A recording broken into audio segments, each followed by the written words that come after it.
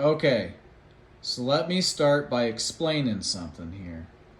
What you're seeing is a secondary ferment. This is the head that is starting on the secondary ferment, right? Today is the 25th of January 2024. So I took my primary, which is about 5 gallons, and I pulled it off into a secondary container after star sanding. It was that container. This container over here is where the primary got transferred into after I star sanded it. And then I took that and I transferred it back to this container after I cleaned this container. Right, so I cleaned this container with star sand and all kinds of, I cleaned it. But I transferred my stuff through an auto siphon that cracked.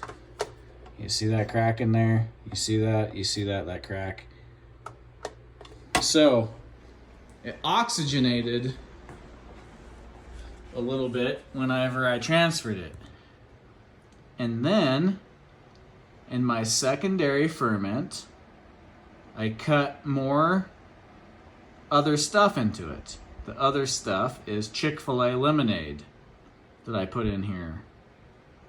And so I'm wondering, do you think that's an infection? Because see, it's bubbling, it's fermenting again. But one of the things that happened was because that crack in the auto siphon, it allowed the primary ferment to oxygenate some. And then I put Chick-fil-A lemonade in here that has about 18 ounces of sugar per gallon. I put about 1 3/4 gallons of lemonade in here of new sugars, right? And there's still some active yeast from the primary ferment that transferred to the secondary ferment. So I'm curious what the community thinks. Is this a pellicle that started? Is this something that I need to worry about? Or is this something that I should just let go for a little bit and see what happens? Right? So if this is a bad thing, then I can let it keep going. And I can pitch a 20% ABV yeast in here, and I can put more nutrients in it. And I can distill all of this as pure alcohol to fortify another mead with.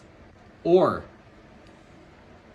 do you think that this is going to be okay if I let it sit and continue to ferment in secondary ferment and allow the yeast and stuff to start eating whatever leftover sugars is in here? So I did star sand this when I cleaned it before I put stuff back into it. I'm trying to keep stuff from growing in here, but I'm really not sure what you guys think, right? This is all a learning experience together.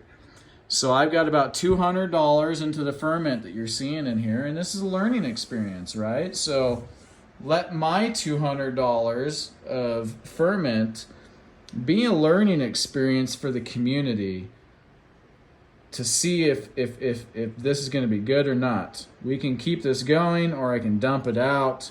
I'm going to let people decide what we should do with this. Because I know that the 1 gallon recipe that I did of this cherry lemonade melomel, it turned out really good. And so I would really hate to throw away. You see, that's a 6 gallon mark there. And there's your 5 gallon mark. I got about 5.5 gallons of ferment here. I'd really prefer not to throw it away. But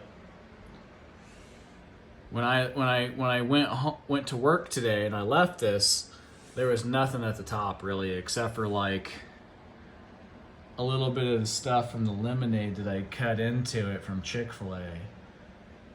And that's an unpasteurized lemonade. So it might have let some wild yeasts in here. I'm really not sure. If this turns out good, okay. If it turns out bad, okay. You know, either way, we're learning together, and that's the important thing. Have a great day, and let me know what you're thinking about what you're seeing in front of you here in the video. Goodbye.